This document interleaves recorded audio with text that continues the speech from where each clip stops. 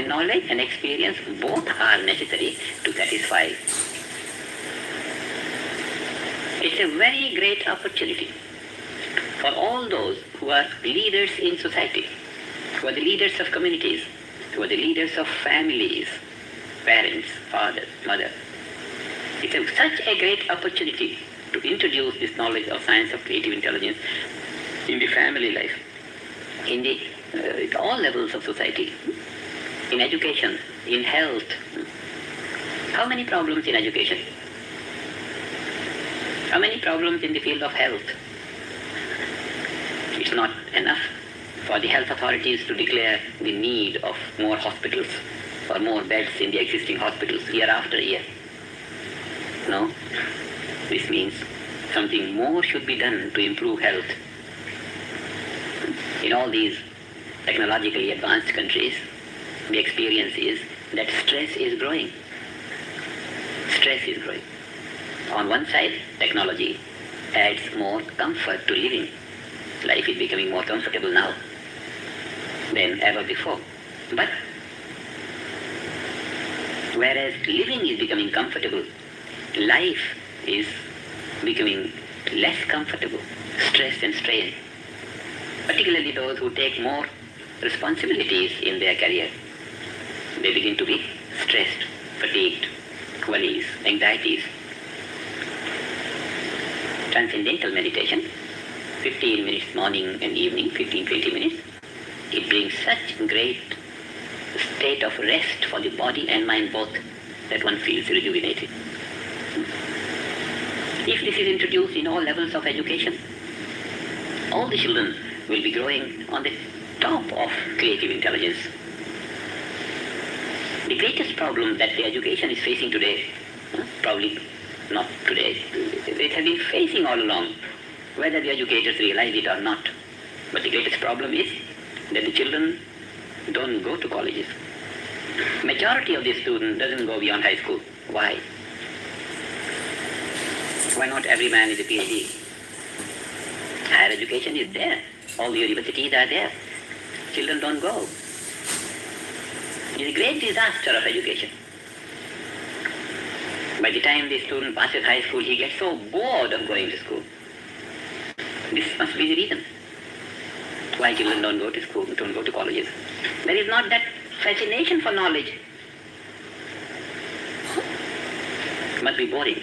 And knowledge is such an inspiring thing, so fulfilling. But knowledge is only on the informatory level. It doesn't become a part of student's life. And when it doesn't become a part of life, then the information remains a kind of, if at all any fascination, it remains for some jobs, for some social reasons. I become a barrister or a doctor or what. For that I study. So study is only vocational. It's never a requirement for a fulfilling life. Science of creative intelligence gives the experience of intelligence on the level of one's own consciousness. And intelligence is the basis of all knowledge.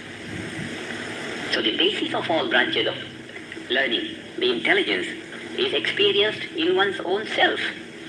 And this is how every branch of learning becomes a part of student's life. One starts to identify oneself with what knowledge one is gaining. This has been unfortunately missing throughout the ages, in the whole history of education. How the knowledge could become a part of the knower. This was missing, and that is why knowledge has not been so fascinating. And that's why drop out from all the schools and colleges. Knowledge is such a fascinating thing. It's so fulfilling to life. Always it's just common sense. Knowledge is for action. Action for achievement. Achievement for fulfillment. So knowledge is directly connected with achievement and fulfillment. But if knowledge is not a part of one's life, then achievement remains on the surface value. Fulfillment, there is no question of fulfillment when knowledge is foreign to man. When it doesn't become a part of one's life, then fulfillment, which is based on knowledge, doesn't come nearby. The whole life remains unaccomplished. And when life remains unaccomplished, life is a struggle becomes normal experience. There must be a reason why throughout the ages life is a struggle. Life has been a struggle. Now in this scientific age, in this advanced age of science, where we have trained ourselves to think in a systematic way, then we should be able to find out why the life has been through struggle and suffering, and we should be able to find a way out of all these ancient sayings. Closely examining, where is the seat of this struggle in life? We find in a big lack in the field of education. Through education we can accomplish anything. We can accomplish everything. If we have a chance of educating the children, and if we can educate them properly, we should be able to develop their full potential. Why not? And if we are not able to do it, then there is a big lack. And the lack we just analyzed is the study of intelligence directly, experience of intelligence directly, a procedure whereby full creative intelligence could be developed. That procedure is now available. Science of creative intelligence is the answer. I would like 5 minutes to devote on one point. It's very interesting. We'll analyze this life is a struggle from a different angle now. Why life has been coming on through struggle? There must be a reason to it. Just because life has two aspects to it. As I said, the color and the colorless. Some unmanifest basis and the manifest. The root and the tree. And nobody sees the root. But it is from the root that the nourishment comes, and all the branches and all the fruits. So something is underneath, which is the basis of all that comes up. The whole tree comes up, and the root remains underlying. These two aspects, something underlying and something expressed. Different ways of living. This is expressed value of life. Morning, noon, evening, day, night, cycle of night and day, and this. One goes to office, does same thing over and over again. The same sun rises, the same noon comes and evening comes, maybe someday foggy, someday clear, but it's the same phenomenon going on. This sameness of life. Listen to me real slow. Folks ain't mad at you. They mad because you can't be fooled. They mad because you don't bite the bait. They mad because you don't jump when they twitch. They mad. It must be very simple to understand. If a man is required to do the same thing over and over again, this is what routine work is, then certainly his creative intelligence will not find an opportunity for full expression. And when the creative intelligence will not find an opportunity for its full expression, then life will become uncomfortable, because to expand, to grow, is the nature of life. The unmanifest sap must express itself to become colorful. It is the nature of the sap. It is the nature of the sap to express itself into different varieties. So it is the nature of life to grow.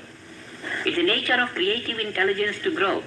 And if this nature of life does not get a chance for full expression of creative intelligence, then life becomes uncomfortable. That nature of life suffers. Life by nature wants to grow. And routine work does not provide an opportunity for full growth. And therefore, this routine work causes cramping to the nature of life. Life begins to suffer. If a child wants to run and you restrict him, he cries. We are considering the fundamental of problems in life. It is the nature of life to grow. And because routine work does not provide opportunity for the full expression of this nature of life, this nature begins to suffer. Here in this lack of opportunity for full expansion is the seed of frustration. All kinds of frustrations are arising from this lack of opportunity for the full expression of creative intelligence.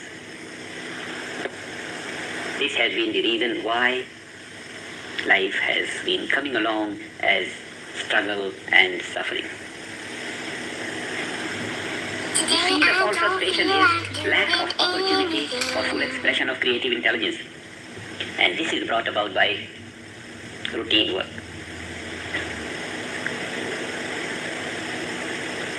Now, seen from this point of view, routine work appears to be no good. Seen from another point of view, routine work is very, very useful, because for any